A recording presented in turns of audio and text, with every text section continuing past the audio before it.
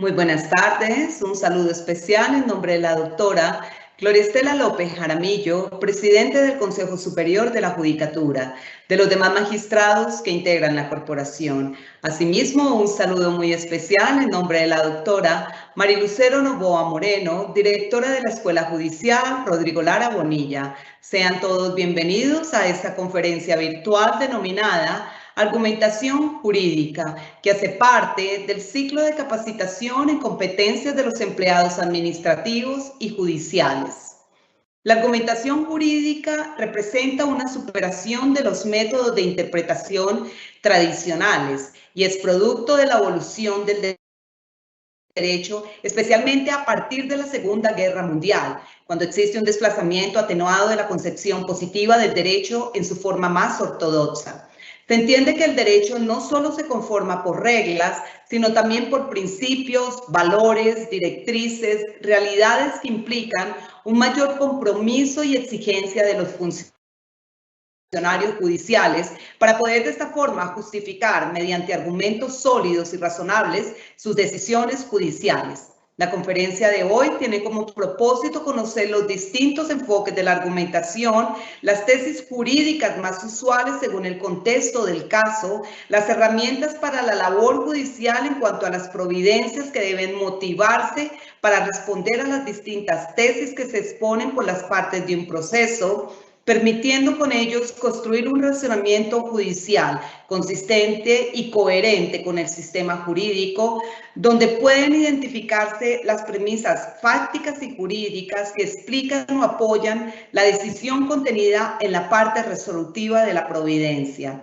En esta oportunidad tenemos el gusto de contar con el doctor Eduardo Lugo Barros, abogado especialista en Derecho Administrativo, Gestión de Entidades Territoriales y Contratación Estatal.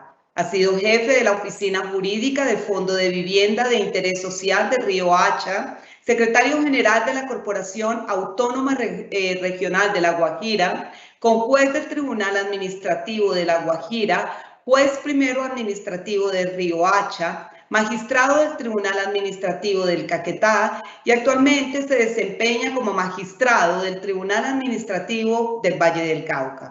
Doctor Eduardo Lugo Barros, es un gusto tenerlo hoy con nosotros. Bienvenido, tiene el uso de la palabra. Muchas gracias. Un saludo a la doctora Marilucero Novoa, directora de la Escuela Judicial. Extensivo también a la doctora Gloria Estela López Jaramillo, presidente del Consejo Superior, y a todos los servidores y servidoras judiciales y demás personas que se han conectado a esta conferencia virtual. Los saludo desde la ciudad de Santiago de Cali. Para efectos de la conferencia voy a compartir con ustedes la pantalla. El tema que vamos a tocar el día de hoy es un tema muy interesante y que tiene mucha relación con las actividades que desarrollamos como servidores judiciales. Todo lo que tiene que ver con la argumentación jurídica hace parte, digamos, de las premisas que debemos de una u otra manera manejar para efectos de elaborar unas buenas providencias judiciales, ya que en algunas ocasiones se presentan inconvenientes sobre ese tema. Inclusive es importante también para lo que tiene que aludir a hacer las evaluaciones de las distintas tesis, demandas y recursos que se presentan en el escenario judicial. De tal manera que para efectos de entrar en concreto en la materia, podemos señalar en primer lugar una definición que establece el profesor Martínez Zorrilla en su obra sobre metodología jurídica y argumentación. Él dice que el argumento es aquel conjunto de afirmaciones llamadas premisas que son utilizadas como razones para apoyar o justificar otra afirmación que vamos a llamar conclusión. Entonces, esta es la estructura básica del argumento. Una decisión que se pretende justificar, a la que denominamos conclusión, mientras que los elementos que utilizamos para apoyar la conclusión, que serían las razones, las denominamos premisas. Esos son los primeros puntos claves que debemos tener en cuenta para efectos de esta conferencia. El segundo punto, independientemente de lo que hay alrededor del tema de la argumentación, encontramos específicamente que también existe mucha densidad doctrinal sobre las definiciones, y allí en este tema de la estructura, por ejemplo, Manuel Atienza dice que aparte de esos dos elementos de que hacemos referencia, también es importante referirnos a la regla de inferencia, que en algunos casos se asimila como a las reglas cómo se organizan o cómo se estructuran las argumentaciones. Ahora, ¿por qué es la importancia de este tema? O sea, ¿a qué se debe que la argumentación en la actualidad tenga la notable deferencia o la importancia?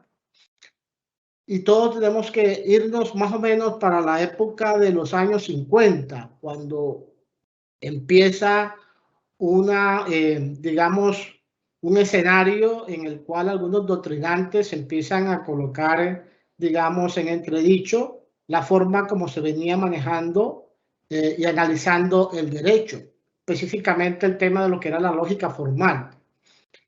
En esa época empieza a presentarse el nacimiento, digamos, del Estado constitucional, y un desplazamiento del Estado legislativo al Estado constitucional, que para aquellas personas que les gustan estos temas es muy recomendable la obra del derecho útil, donde se habla de la importancia de lo que algunos doctrinantes también en Colombia llaman el derecho de los jueces, y sobre todo el desplazamiento del poder público, digamos, de manera preponderante hacia la rama judicial.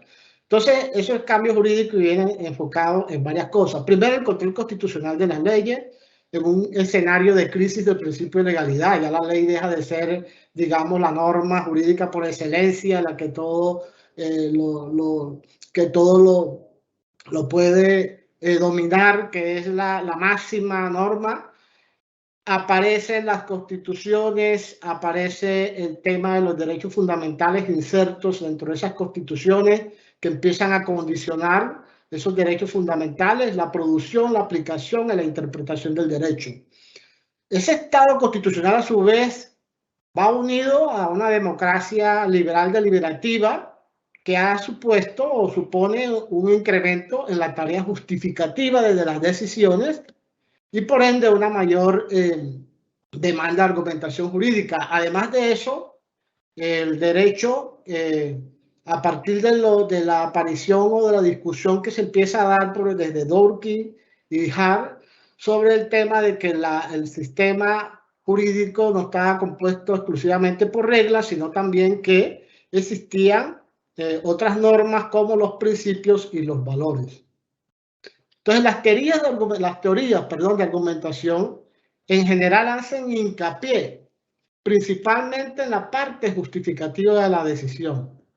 Es decir, en el hecho de dar razones para sostener las pretensiones, y esas razones no solo implican apelar a la autoridad, sino a un procedimiento. Si usted analiza las obras de la mayoría de estos autores, encontrarán cómo se enfocan bastante en el tema del procedimiento. Estas teorías se pueden, digamos, clasificar en las de primera generación, que es la que surge primeramente en los años 50, con Perelman, con Toulmin, y una segunda generación que empieza con McCormick, con Alessi, con Dworkin y con Atienza. Atienza viene siendo digamos, de la obra castellana, de lengua castellana, es el máximo exponente.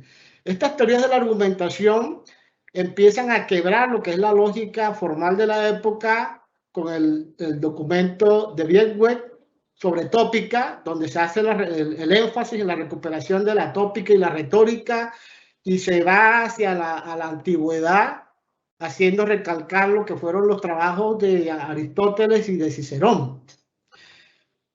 Ya más adelante, Perelman, se enfoca en el tema del auditorio y de la persuasión, y Turing empieza a trabajar mucho sobre la estructura del argumento.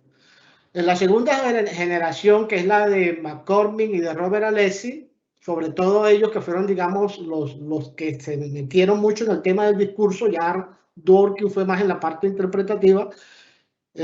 McCormick y Robert Alesi siempre establecían reglas de procedimiento para poderlas aplicar a la discusión, al lenguaje jurídico, y que se pudieran llegar a unas conclusiones. Podríamos señalar, por ejemplo, que las tareas y objetivos más importantes de estas teorías de argumentación son establecer posibilidades de racionalidad práctica diferenciada de la teórica, determinar criterios para el control racional de la interpretación, distinguir entre la justificación interna y la justificación externa de la decisión y el papel que juegan ambas en el derecho, responder a la inquietud sobre si la respuesta judicial es descubierta o construida, señalar elementos de objetividad en la dimensión axiológica de las resoluciones judiciales, profundizar en el tema de la legitimidad democrática y el carácter contramayoritario de la función social, y abundar en razones explicativas y justificatorias en el razonamiento jurídico. De ellos me llama mucho la atención porque además, vuelvo y repito, es la mayor obra en materia de argumentación, la tiene el español Manuel Atienza, con una serie de obras que van desde el derecho a la argumentación, las piezas del derecho, hasta el último sobre argumentación, el curso sobre argumentación jurídica. Para Manuel Atienza, existen unas concesiones para la argumentación, que él llama concesión formal, concesión material y concesión pragmática. La concesión formal se asimila mucho a lo que es la lógica formal, es decir, el argumento se define y se estudia sobre la base de una serie de reglas formales de la manera como están estructurados, y se entiende entonces que se busca la verdad de la conclusión dependiendo también del contenido de verdad de las premisas. Eso lo vamos a ver más adelante cuando veamos los argumentos deductivos. Entonces, para esa concesión formal es la lógica formal, cómo se analizan los argumentos de acuerdo a una serie de inferencias que parten de reglas formales establecidas y que tienen unas calificaciones. La concesión material es aquí donde se enfoca un poco con la tópica. La tópica se denomina, son digamos, bancos de conocimiento que generalmente están, digamos, abundados de los dichos y de los conocimientos de los sabios, y que se vienen utilizando o se utilizaban sobre todo en la época antigua, y por eso hace referencia, o hacía referencia Beowulf en su tópica, a Aristóteles y a Cicerón. O sea, aquí lo que se busca es establecer cómo se descubren y cómo se examinan y se justifican las premisas, ya no mediante silogismo o formas lógicas, reglas formales que vamos a ver más adelante, sino a través de establecer que el argumento, al momento de evaluarlo, podamos decir que tiene unas buenas razones que justifican o que hacen plausible la decisión o conclusión que se adopta con el mismo. En la concesión pragmática, yo casi que diría que la Manuel Atienza lo que hace es tomar de cada uno de esos pensadores y va integrando, porque él dice que estas concesiones no pueden ir, digamos, desunidas, sino que se tienen que integrar para efectos de entender una buena argumentación y hacer una buena evaluación de una buena argumentación. Entonces, en la parte pragmática, fíjese que hablamos de una interacción lingüística, o sea, ya se entiende el argumento como un proceso dialógico cuyo desarrollo está regido por reglas del comportamiento lingüístico. Acuérdense que, por ejemplo, tanto Perelman, que hablaba del auditorio universal, y las reglas que se tenían que dar dentro de ese intercambio discursivo entre las partes, entre los oradores, para efectos de llegar a una buena conclusión o a una buena razón. Entonces, en esta concesión pragmática vemos algo de Perelman.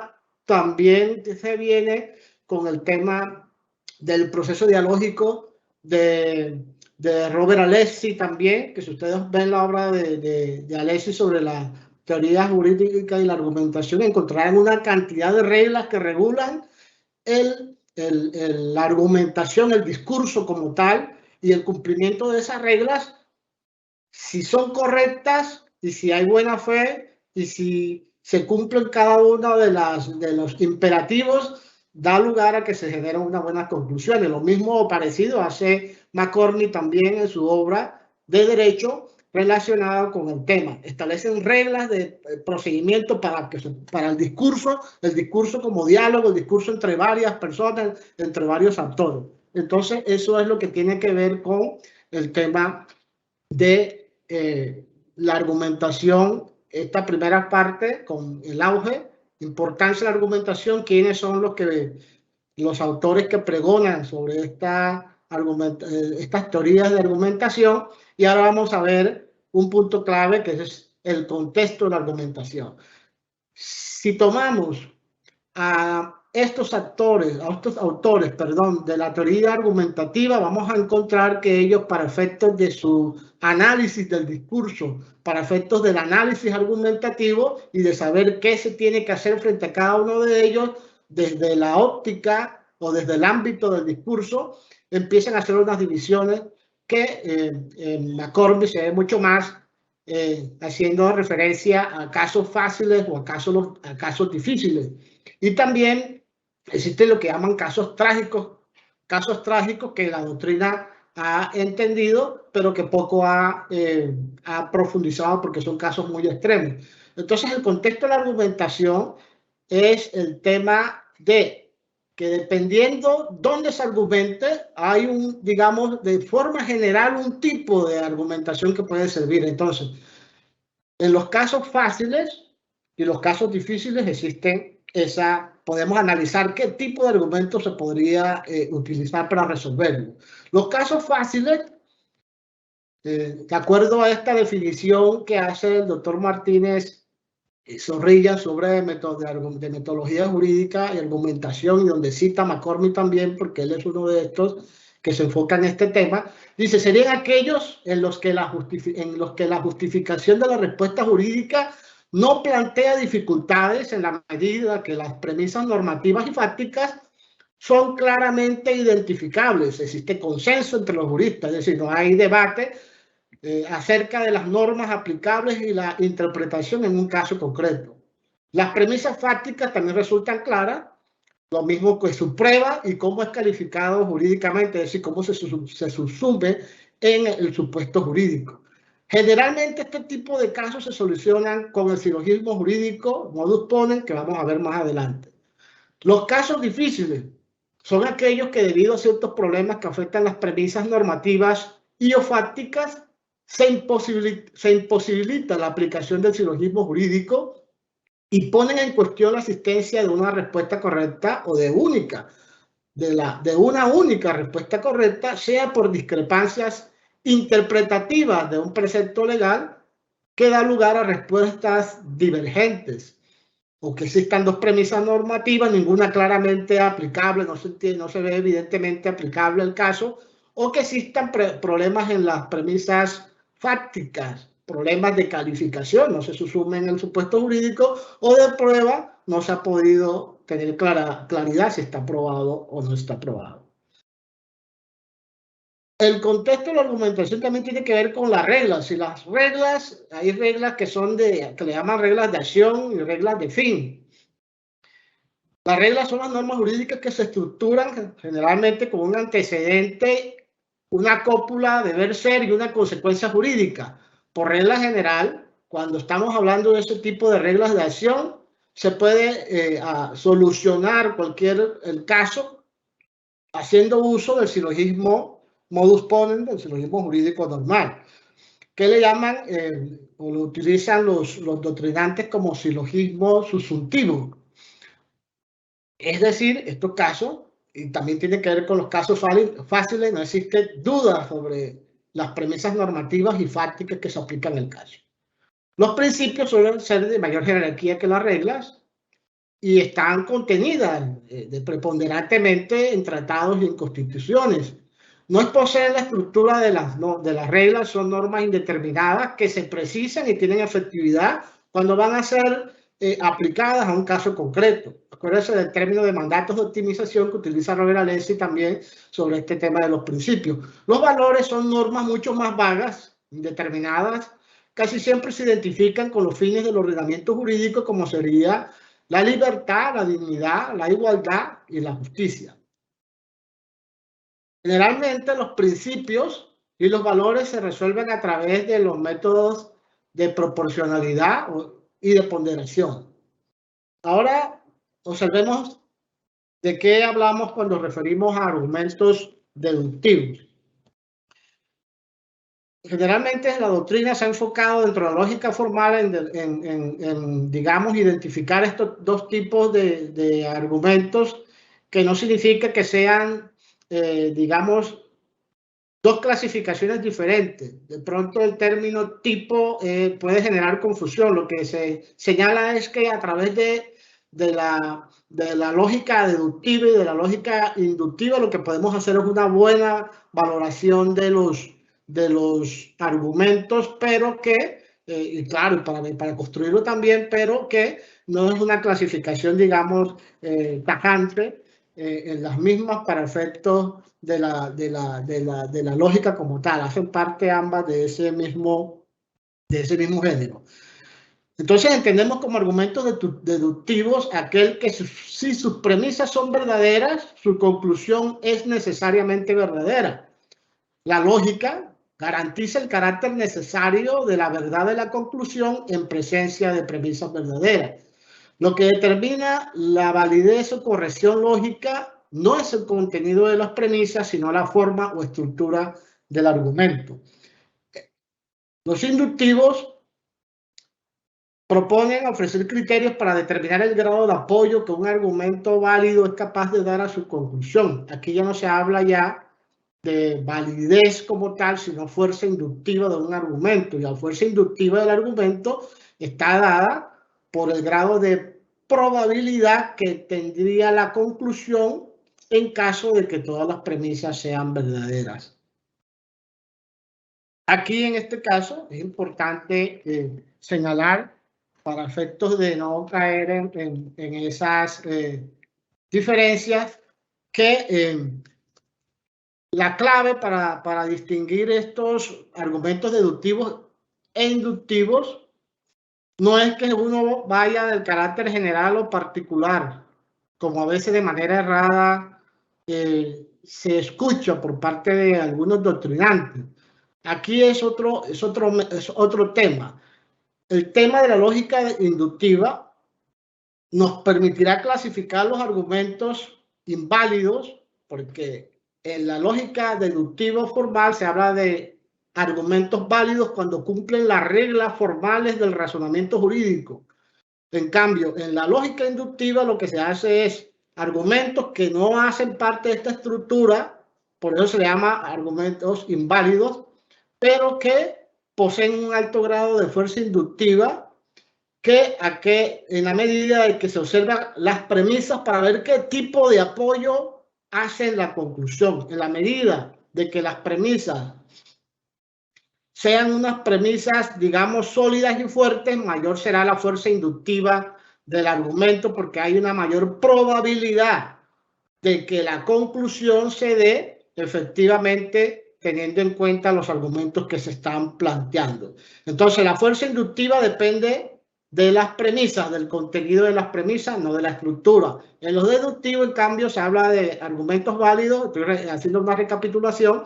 En argumentos válidos, porque aquí se habla de reglas formales que regulan el razonamiento y los argumentos que parten de que las premisas, en caso de que las premisas sean verdaderas, la conclusión son verdaderas siempre y cuando se cumplan esas reglas específica. Entonces, esa distinción es importante porque en ocasiones se presentan, digamos, una serie de debates que no son de la esencia de este tipo de argumentos. Y el argumento clásico deductivo es el llamado modus ponendo ponens o modus ponens, que significa afirmando afirmo. El afirmando afirmo vale más poner el ejemplo que hacernos referencias al tema de su estructura básica. Un ejemplo que pondría de modus ponendo ponens que nos serviría mucho es el siguiente. Si el comprador ha pagado el precio acordado, entonces el comprador tiene derecho a recibir la cosa. La premisa número 2, el comprador ha pagado el precio acordado, el comprador tiene derecho a recibir la cosa. Esta estructura básica es de un enunciado condicional que siempre parte de un sí, parte de un entonces. Por eso aquí hablábamos en los argumentos deductivos de las reglas para estructurar un argumento. Y generalmente la premisa 2 va a ser la afirmación que figuraba en la primera parte. Y la conclusión es la segunda parte del enunciado condicional que está ubicado en la primera premisa. Esas son, por eso se entienden lógico-deductivo, reglas de razonamiento, reglas especiales que nos dicen, si usted cumple con estas reglas y las premisas son verdaderas, su conclusión será necesariamente verdadera. Y unido a esto nos encontramos entonces con el silogismo subjuntivo, que es precisamente el silogismo modus ponens en la materia jurídica. Aquí vamos a encontrar como una primera premisa, una premisa normativa, y una segunda premisa que es una premisa fáctica relativa a los hechos del caso. De ambas premisas se da la conclusión o respuesta jurídica al caso mediante un razonamiento lógico deductivo, una inferencia. Este silogismo subjuntivo es el que, recuerdo, se puede aplicar a casos fáciles y a casos donde sean reglas de acción, porque allí simplemente es establecer la norma, el caso o el hecho específico y establecer la conclusión. Este ejemplo nos sirve, que ponemos allí. Si alguien mata a otra persona, debe ser condenado a la pena de 15 años de prisión, sería la premisa normativa. X ha matado a Y, la segunda premisa fáctica, y la conclusión es X debe ser condenado a la pena de 15 años, que sería la respuesta jurídica o el enunciado normativo singular.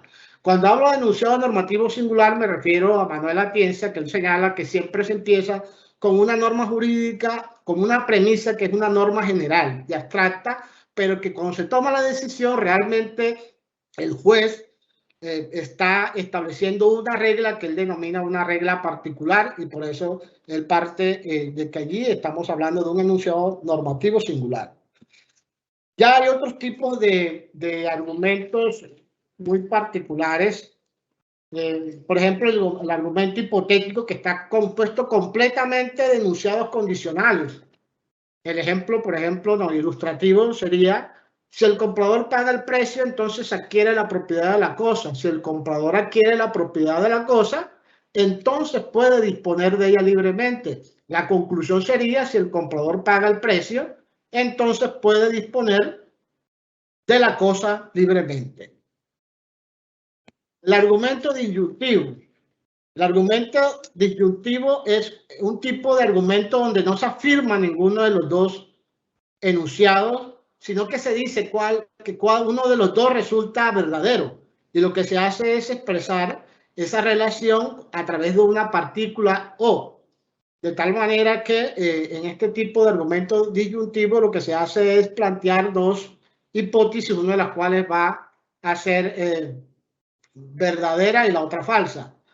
Por eso el ejemplo nos dice lo siguiente. Son ejemplos simples lo que estoy colocando aquí simplemente para efectos pedagógicos. Las ventanas de la casa estaban abiertas o estaban cerradas. La premisa número 2, las ventanas de la casa no estaban abiertas. Conclusión, las ventanas de las casas estaban cerradas. De tal manera que la negativa o la negación de una de las dos hipótesis que se plantea da lugar a que se afirme aquella otra que no está siendo negada. El dilema. El dilema es un tipo de argumento deductivo muy interesante porque es un caso en el cual realmente lo que se hace es establecer unos argumentos también partiendo de la partícula O, establecer si efectivamente se da una hipótesis u otra, pero el dilema tiene una particularidad, y la particularidad del dilema es que se pretende hacer una afirmación que es inaceptable o que no se puede aceptar. Es decir, se colocan las dos hipótesis, pero para decir que cualquiera de las que se escoja finalmente va a ser desventajosa, va a ser desfavorable o va a ser inaceptable. Y un ejemplo particular aquí es: el nuevo impuesto generará recesión o aumentará el consumo. La premisa número 2, si el nuevo impuesto genera recesión, entonces será perjudicial para nuestra economía. La premisa número 3, si el nuevo impuesto aumenta el consumo, entonces hará subir la inflación. La conclusión en este caso será que el nuevo impuesto o será perjudicial para nuestra economía o hará subir la inflación. Miren que estos casos no se dan simplemente en la doctrina. Hay casos en los cuales algunos abogados de manera muy ingeniosa plantean los dilemas. He visto casos específicamente donde un caso en particular en el cual a un concejal electo se le demanda por pérdida de investidura porque no pudo, no se posesionó. Entonces él justificaba la no posesión de esta manera, señalaba que él no sabía, que él no se posesionó porque cuando le presentaron una demanda contra la curul, antes de la posesión se dio cuenta que existía la inhabilidad. Entonces, si se posesionaba del cargo, posteriormente lo inhabilitaban, pero que si, digamos, no lo hacía y se lograba, digamos, establecerle la relación de la pérdida de investidura, entonces también igual perdería su curul. Sin embargo, hay unas estrategias para poder, digamos, manejar estos tipos de dilemas que algunos le llaman en la doctrina tomar los cuernos del dilema. Como hay dos hipótesis, dos situaciones alternativas, ambas que son supuestamente inaceptables o desfavorables, entonces lo que se hace es que frente a una de las dos hipótesis que están siendo enfrentadas, lo que se hace es una afirmación que se establece, que le llaman saliendo de los cuernos, que es simplemente señalar que todo ese planteamiento es falso, o simplemente establecer una alternativa adicional. En el caso, por ejemplo, que hablaba de la pérdida de investidura, había una alternativa adicional, y era que todo ese tema de saber si estaba inhabilitado o no, en este caso él había suscrito un contrato con el municipio, tenía que tenerlo claro en el momento en que inscribió su candidatura. Era, no necesitaba que se presentara una demanda o que tuviera luego del electo que posesionarse y encontrarse frente al dilema de que si me posesiono una cosa y que si no lo hago entonces la demanda otra cosa. Entonces miren que ahí destruimos completamente los cuernos, ¿no? Se llama saliendo de los cuernos, o puede ser tomándolo por los cuernos, que significa simplemente no que las dos sean falsas o que exista una alternativa distinta a las dos que están allí, sino que una de las dos es falsa, y así se elimina ese tema. Ya las inferencias, los argumentos inductivos, ya habíamos hablado de los argumentos inductivos, y de estos argumentos inductivos podemos relacionar uno, que es inferencias por enumeración.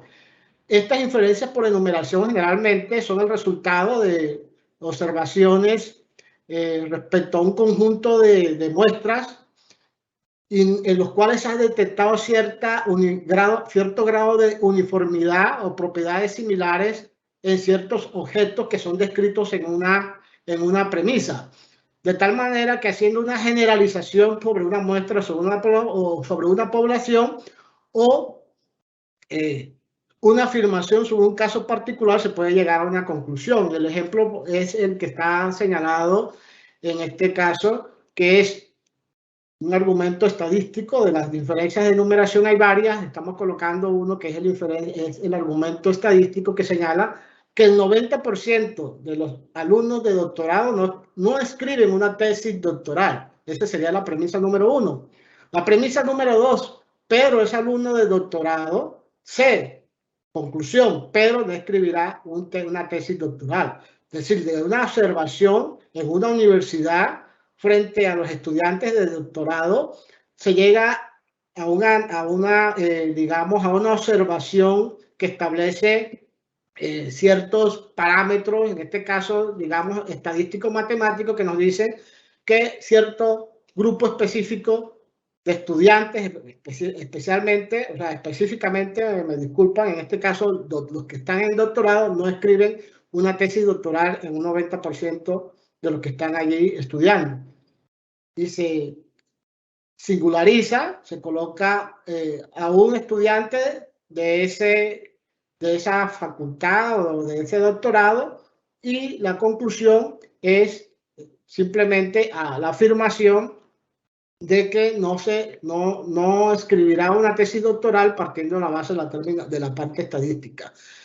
Este caso nos sirve para analizar específicamente lo que llaman la fuerza inductiva, lo que es el argumento inductivo.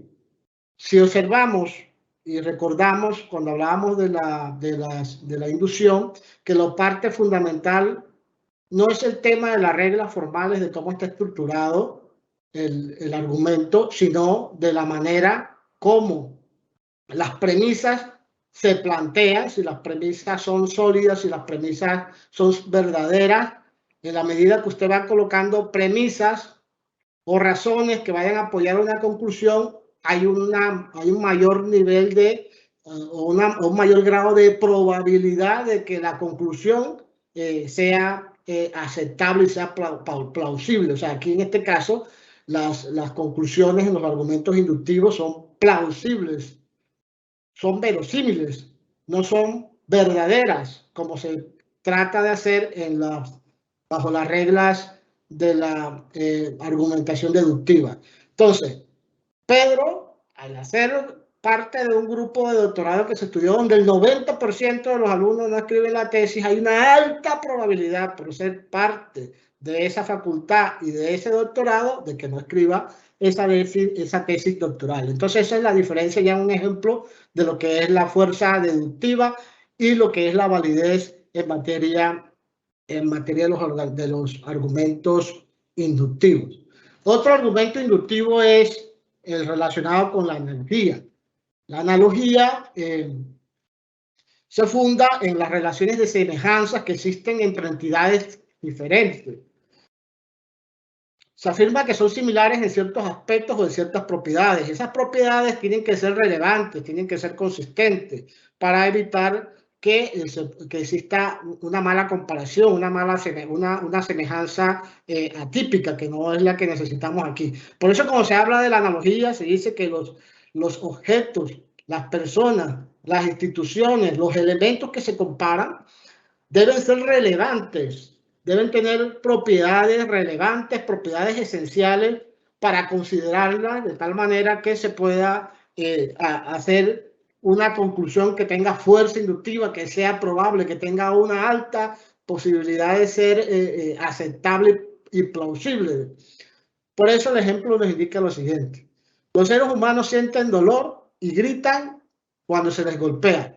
Los animales gritan cuando se les golpea. Si la conclusión, los animales sienten dolor cuando se les golpea. Aquí se hace miramos las propiedades que tienen frente a este tema los seres humanos frente al dolor y al grito. Observamos la conducta de ese otro objeto respecto a una de las dos propiedades y partiendo de esa propiedad o semejanza llegamos a la conclusión, en este caso porque son seres sintientes y que frente a unos seres sintientes, en el momento en que tienen algún dolor o que se que se les golpea, pues gritan y sienten dolor. La argumentación finalista, ya no estamos hablando aquí de una argumentación, digamos, inductiva. Esta es cuando se habla de reglas reglas de fin. Hablamos de reglas de acción y hablamos de reglas de fin. La doctrina así lo señala para establecer lo siguiente. La regla de fin es una norma que a pesar de calificarse como norma, comparte ciertas propiedades de los principios, pero no llegar hasta allá en la medida de que se señala un objetivo. No es la regla, digamos, usual que vemos, donde existe un antecedente y un consecuente claro, sino donde se le permite a un juez, teniendo en cuenta la textura abierta de la regla, una mayor discrecionalidad la forma como lo va a resolver. Hay un juicio, digamos, predictivo sobre lo que puede ocurrir frente al caso. Ponemos un ejemplo. Cuando vamos a establecer en un caso en concreto cuál es el interés, en un caso de un divorcio o de una venta de un patrimonio familiar, el interés de un menor frente a un caso. Eso es una regla, el interés mayor, tener en cuenta el interés superior del menor. ¿Qué significa eso? Es una regla de fin, porque le corresponde al juez adecuar al caso qué se puede entender como tal, qué se puede entender por el interés menor del superior, por el interés superior del menor. Estos son los casos en que se hace lo que se llama la adecuación. Cuando la regla es de fin, ahí es una adecuación. Cuando estamos hablando de principios, ya nos aludimos a la ponderación. La ponderación tiene dos fases. Una primera fase que es convertir el principio o principios en reglas, que es lo que en estricto sentido se llama ponderación, y una segunda fase que es que la regla creada debe aplicarse al caso de acuerdo a uno de los modelos que ya hemos señalado, que podría ser el anterior, el de adecuación finalista, o el subsuntivo, o llamamos silogismo subsuntivo, o modus ponens. Esa, en términos generales, porque estamos hablando de la estructura de la argumentación. Ahora, ¿qué pasa, por ejemplo, cuando existen conflictos entre principios? Aquí ya nos vamos a lo que entiende, digamos, Robert Alessi en su obra sobre teoría de la argumentación. Hace un análisis muy interesante sobre este tema. Es el mayor exponente de la tesis de la ponderación, que a pesar de que ha sido criticada, viene siendo también muy utilizada por los distintos sistemas jurídicos en el orden global. Entonces, cuando existen conflictos entre principios en sentido estricto, porque puede haber también conflictos entre principios y directrices, nos vamos a enfocar en el tema de los principios en sentido estricto. Algunos doctrinantes dicen que no hay colisión o no puede haber colisión entre principios en sentido estricto y en sentido amplio, o entre principios y directrices. Sin embargo, sí lo hay. Lo que ocurre es que la doctrina señala que en esos casos donde se presenten ese tipo de colisiones, la rama judicial no debiera intervenir, sino que son asuntos más propios de los órganos públicos, ejecutivo y legislativo, porque se trata de cosas que tienen que ver con políticas estatales, con orientaciones del Estado, que para ellos no es tan fácil que el juez pueda involucrarse. Entonces, aquí en estos conflictos entre principios en sentido estricto encontramos tres fases. En la primera se constata que en una situación particular existen principios y valores que tienen direcciones opuestas, es decir, que están en tensión. Y entonces el caso necesita un tipo de ajuste, porque ambos principios no se pueden, digamos, satisfacer ni garantizar al mismo tiempo. De ahí se pasa a una segunda fase.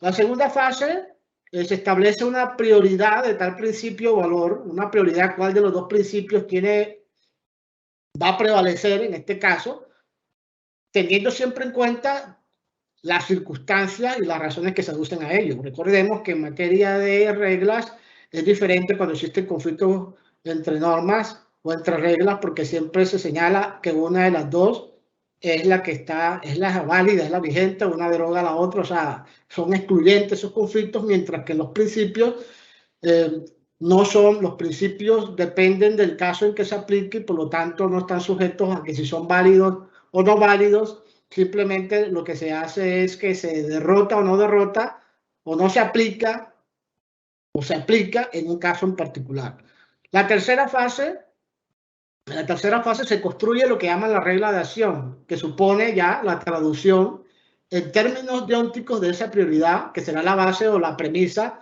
de la subsunción correspondiente. Ahora, para poder establecer cuál de estos principios deben prevalecer, Robert Alessi nos dice que hay que tener en cuenta 3 elementos: la ley de la ponderación, la fórmula del peso y las cargas de argumentación. En la ley de ponderación dice: cuanto mayor es el grado de la no satisfacción o de la afectación de uno de los principios, tanto mayor debe ser la importancia de la satisfacción del otro. Entonces ahí se miran varias variables, se mira el grado de afectación, se mira cuál es el peso del principio en relación al sistema jurídico, cuál es la seguridad y claridad de las apreciaciones de la parte fáctica, de las partes empíricas. Luego se pasa a la fórmula del peso, que generalmente, si ustedes leen la obra de Robert Alessi, encontrarán que es la atribución de una serie de valores matemáticos, pero digamos que se ha reconocido posteriormente que lo que se busca con esto es simplemente dar una especie de fórmula que pueda llegar a una conclusión acerca de cuál es el peso o no de un principio. Dice: en las circunstancias del caso en concreto se le atribuye un valor a las variables en cuanto a la afectación de los principios y al peso abstracto. Se dirá, ¿será leve, es medio o es intenso la afectación? Y en cuanto a las premisas, ¿está clara la calificación del hecho? ¿Es plausible el hecho o hay alguna falsedad? Luego de agotado esto, si al final no se ha podido encontrar una solución, Robert Alessi dice, queda entonces la carga de la argumentación. En caso de que exista un empate entre dos principios o valores, porque el peso, luego de haber agotado esto que hemos hecho anteriormente, porque el peso es idéntico, entonces entra en juego la carga argumentativa. Al intérprete le corresponde entonces inclinarse, estableciendo cuáles son las razones para eso. Hasta aquí entonces lo que tiene que ver con el tema de la argumentación jurídica. El tiempo no nos permite ahondar en lo que se refiere a los argumentos especiales jurídicos que se pueden utilizar o que usualmente se utilizan en este tipo en nuestra tarea, nuestra labor como servidores judiciales, y también frente a algunas consideraciones que podrían mejorar nuestra argumentación jurídica en providencias y en sentencias. Le doy la palabra entonces a la doctora María Alessandra para efectos de las preguntas que se tengan que hacer con ocasión de esta conferencia. Muchas gracias a todos. Muchísimas gracias, doctor Eduardo, y vamos al fragmento de preguntas. Primera, doctor, ¿argumentación jurídica e interpretación jurídica pueden asimilarse o identificarse? Bien, este tema de la interpretación y la argumentación últimamente ha venido, digamos, asimilándose. Sin embargo, es posible hacer una distinción clara. Si analizamos el origen de las teorías argumentativas, encontramos en que ellos digamos, hacen una énfasis en el tema del discurso, de las razones, de la justificación. Entonces, si hacemos esa distinción de manera clara, podemos encontrar la diferencia frente a la interpretación, porque la interpretación tiene que ver más, sobre todo desde el punto de vista judicial, con la aplicación del derecho y otras reglas que en unas partes no son aplicables al discurso, a las reglas del discurso. Entonces, esa diferencia que hay entre eso, o sea, si podemos diferenciar esos dos componentes entre lo que es las reglas de las normas y las reglas del discurso, podríamos señalar que no son iguales, que son diferentes, pero que sí existe una tendencia y que inclusive algunos doctrinantes hablan, para efectos de la interpretación, hablan del método argumentativo. Siguiente pregunta, doctor. ¿Qué se entiende como teoría estándar de la argumentación? la teoría estándar de la argumentación es, digamos, también parte de una distinción. Anteriormente, antes de que surgieran estas teorías argumentativas, se hablaba de la lógica formal y de la aplicación mecánica del derecho. Entonces, la teoría estándar del derecho, la teoría estándar de la argumentación se enfoca en el discurso, en la justificación de la decisión. Por un lado está la decisión, por otro lado está el discurso. Y dentro del discurso, ellos se enfocan en analizar la parte de la justificación, de la explicación del discurso, de la descripción del discurso, de tal forma que esa es, digamos, la característica especial de lo que denominan teoría estándar de la argumentación. Última pregunta, doctor Eduardo. De los distintos argumentos jurídicos, ¿existe alguno o algunos que sean prevalentes? No existe prevalencia de ningún argumento sobre otro. Digamos que, como observamos en la conferencia, existen argumentos que usualmente son aplicables o que van mejor para la solución, dependiendo de si se trata de un caso fácil o de un caso difícil, o si se trata de una regla de acción o una regla de fin o de un principio, de tal manera que eso va a depender, digamos, del caso, del contexto donde se aplique, de tal manera que no existe ninguna, digamos, prevalencia o preferencia de un argumento sobre el otro. Eso va a depender del caso, inclusive si se analiza la obra del derecho de argumentación de Manuel Atienza, él dice que ya se han desvanecido inclusive las diferencias que existen sobre esas, digamos, elementos de la doctrina. Un agradecimiento muy especial al doctor Eduardo Lugo Barrios por su clara y ponderada explicación sobre la importancia del manejo de la argumentación jurídica en la toma de decisiones judiciales como elemento esencial del juez para desarrollar una labor de examen del problema sobre la base de que su decisión en modo alguno podrá implicar una conducta parcial hacia una de las partes y, si es el caso, decidiese de una de ellas tuviera la razón y encontrara consistencia respecto de sus argumentos. Gracias por esta conferencia, doctor, por argumentar significativamente. Todo esto nos brinda buenas razones y es sobre todo lo que produce la legitimación de la delicada función de impartir justicia. De nuevo, nuestros agradecimientos, doctor. De igual forma, a los servidores y servidoras judiciales y a todas las personas que actúan en el sector justicia que se conectaron a esta conferencia virtual. Muchísimas gracias, un feliz resto de día para todos. Gracias, doctor.